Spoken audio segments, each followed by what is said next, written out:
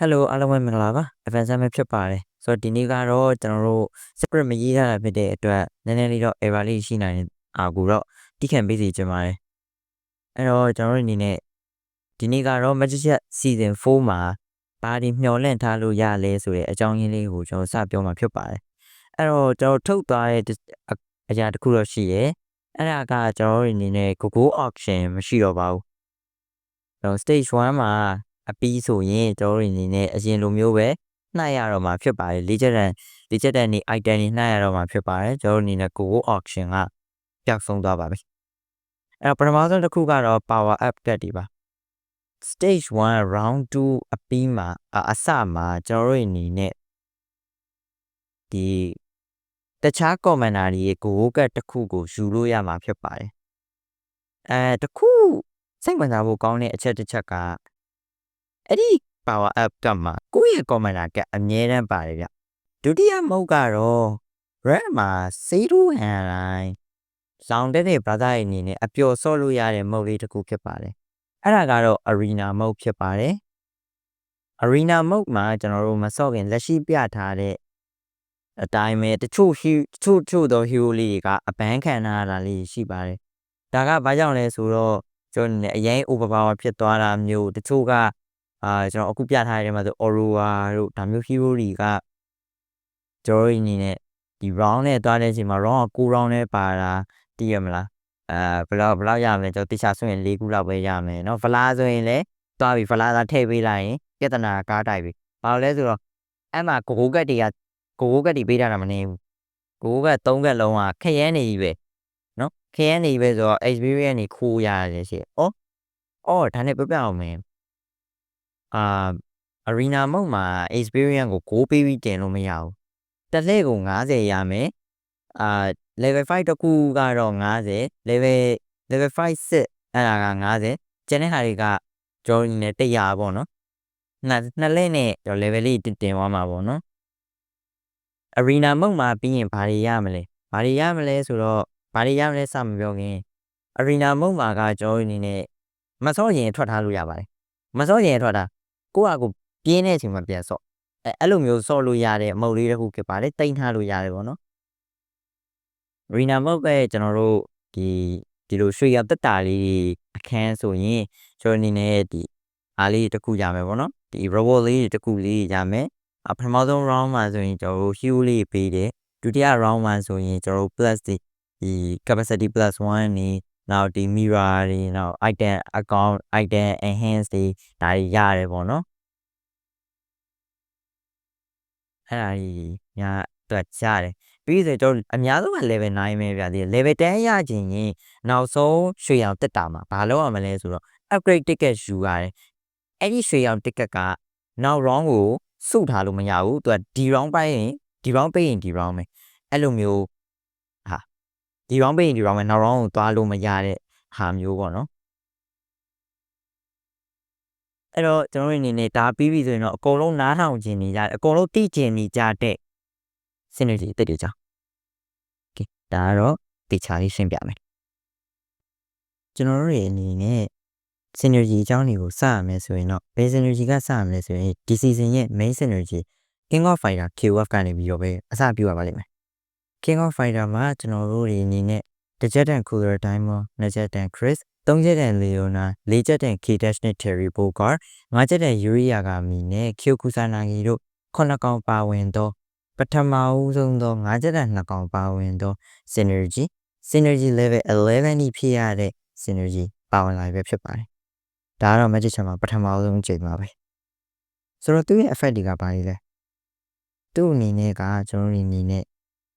King of Fighter hero အားလုံး crystal ပါအပါအဲ့ hero တွေအားလုံးက message ပြီး extra ကျွန်တော်တို့ damage တွေပို့ရပါတယ်သူ high rate attack တိုးတာနဲ့ damage တိုးတာနဲ့ကမတူဘူးဆိုတာလည်းရှင်းပြပါရစေမတူပါဘူးနော်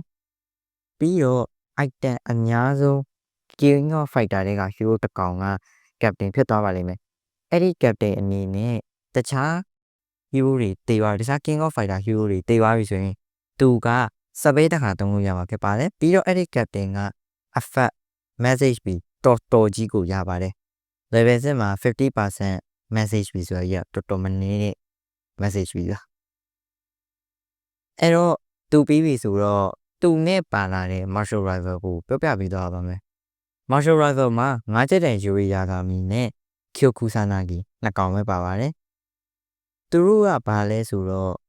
Synergy level 11မရောက်မချင်းနှစ်ကောင်ပူးချလို့မရပါဘူးပူးမချရင်10% extra damage နဲ့ 5% damage reduction နှစ်ခုရပါတယ်ကျွန်တော်တို့ဘယ်ချိန်မှနှစ်ကောင်ချလို့ရလဲဆိုတော့ပြောခဲ့သလိုပဲ Synergy level 11ရောက်မှသာနှစ်ကောင်ကရောချလို့ရတာဖြစ်ပါတယ် Synergy level 11မှာဆိုရင် 20% extra damage 10% damage reduction နဲ့3000 HP ရမှာဖြစ်ပါတယ်ဒါကဒီ sub ကျွန်တော်တို့ faction နေနဲ့တော်တော်လေးများတဲ့ step ပါပြီးတော့ဒီကောင်က blessing လုံးဝမရတဲ့ synergy ပါကဲအဲ့တော့ကျွန်တော်ကတော့ live preview လေးတွေရိုက်ထားတာဖြစ်တဲ့အတွက်တစ်ခါလေးကြည့်ပါလို့ရပါတယ်ခင်ဗျာ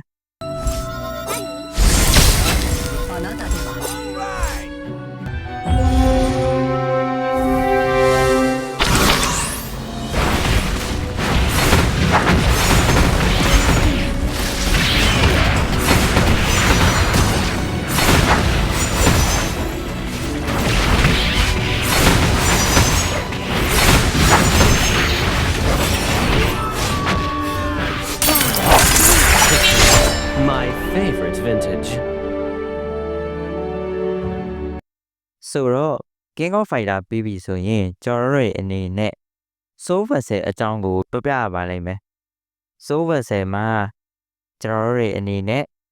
တစ်ချက်တန် Cecilio နှစ်ချက်တန် Clan နဲ့ Aemon သုံးချက်တန် Glue လေးချက်တန် Hanabi နဲ့ငါးချက်တန် Benedetta တို့ပါဝင်မှာဖြစ်ပါတယ်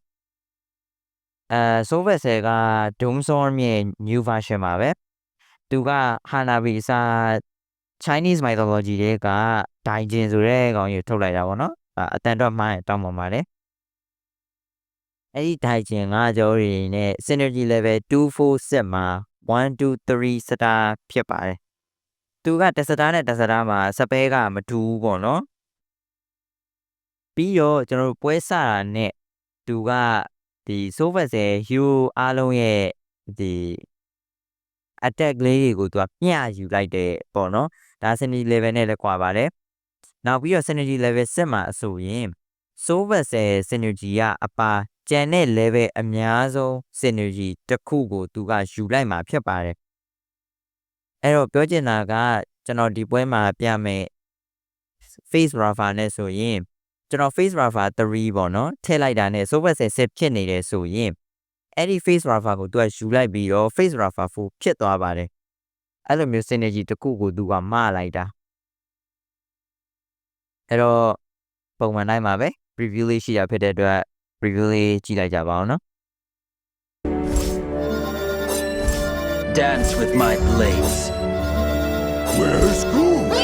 Do you mind if I enter your dream? This is the outcome for all invaders.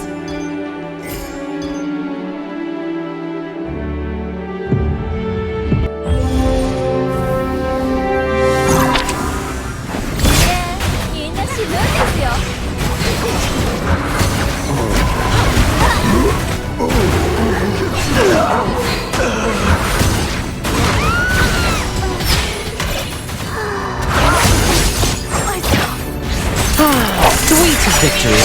My favorite vintage.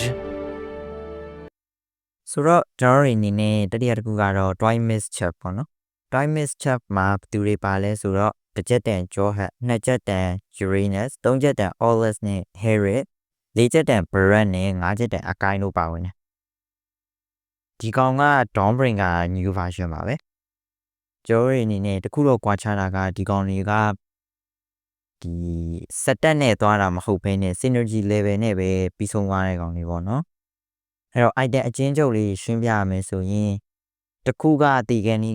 သွေးတဝက်ကြဝိုင်းကလုံးပွားတယ်နောက်တစ်ခုကကြတော့အနာကတ်တဲ့ကောင်လေးတွေကိုရေပြုတ်နဲ့ပေးတယ်ရေပြုတ် damage လေးပေးတယ်နောက်ဆုံးတစ်ခုကစပဲ3နိုင် rocket ပစ်တယ်ဒါပဲဘလောက်များတယ်ဘလောက်ဆိုတာကတော့ synergy level ပေါ်မှာမူတည်တယ်အဲ့တော့ preview ကတော့ပါလာမယ်ပေါ့နော်ဆိုတော့တစ်ချက်ကြည့်လိုက်ကြပါဦး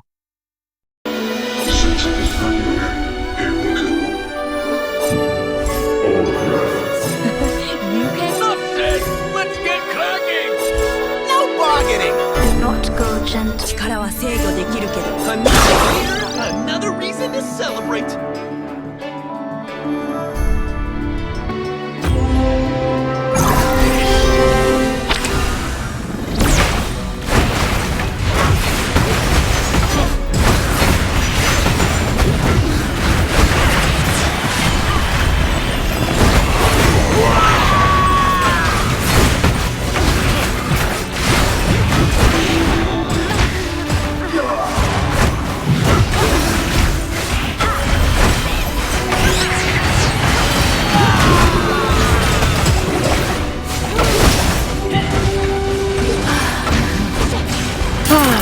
Sweet victory. My favorite vintage. ကျွန်တော်တို့နောက်ထပ် synergy နှစ်ခုကတော့ Glory League နဲ့ Swiftblade ပါ Glory League မှာပုံတည် hero ၄កောင်ပါပါတယ်2ချက်တန် Air 3ချက်တန် Minotaur 4ချက်တန် Cloud နဲ့ Granger တို့ဖြစ်ပါတယ်ဒါကပုံတည်၄កောင်ပါဒါပေမဲ့ကျန်တဲ့2កောင်ကဘယ်ရလာလဲဆိုတော့1ချက်တန်1កောင်နဲ့5ချက်တန်1កောင်စီကလာပါတယ်သူပြောတာတော့အကုန်လို့ပြောပေမဲ့ eligible hero 6កောင်နဲ့လားမသိဘူးပါဝင်နေပေါ့နော်အဲ့ဒီ6កောင်တွေက synergy မတူတဲ့2កောင်ပါလာပါလိမ့်မယ်အခုလက်ရှိမှာတွေ့ရတဲ့အတိုင်းပဲ Xbox နဲ့ Lolita ပေါ့နော်ဒါမျိုး Dauntless 2កောင်ကတခါတည်းရောမကြပါဘူးအဲ့ဒီ Xbox ပါရင်ဒီ Lolita အစားကျန်တဲ့ Lolita အပါကျန်တဲ့ hero ပါလာလိမ့်မယ်ပေါ့နော်အဲ့တော့ effect ကပါတယ် effect ကကျွန်တော်တို့ရဲ့အနေနဲ့3စက္ကန့်တစ်ခါတိုင်းမှာ She နဲ့ hybrid attack လေးရမှာဖြစ်ပါတယ် Glory League hero only ရမှာဖြစ်ပါတယ်ကျွန်တော်တို့စက္ကန့်40ရှိတဲ့ဟာမှာကျွန်တော်တို့73ခေါက်တီတီဒီ effect ကိုရနိုင်ပါတယ်ဆိုတော့ဒါပါပဲ Glory League ကအများကြီးပြောစရာမရှိပါဘူးနောက်ချက်ကတော့ Swiftblade ပါ Swiftblade မှာပါဝင်တဲ့ hero တွေကဘယ်သူလဲဆိုတော့1ချက်တန် Hellcat 2ချက်တန် Amon 3ချက်တန် Fanny 4ချက်တန် K-Dash Granger Saber ဒီ6កောင်ပါဝင်မှာဖြစ်ပါတယ်။ဘာလောက်တာလဲဆိုတော့ hero အားလုံးက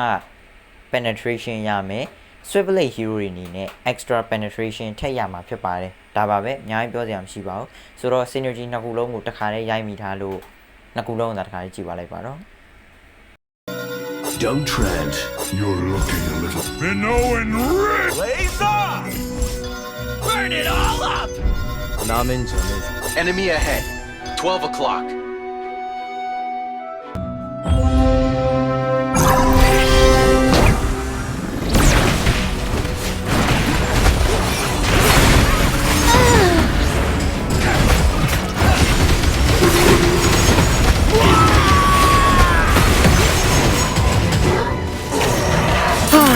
Sweet victory. My favorite vintage.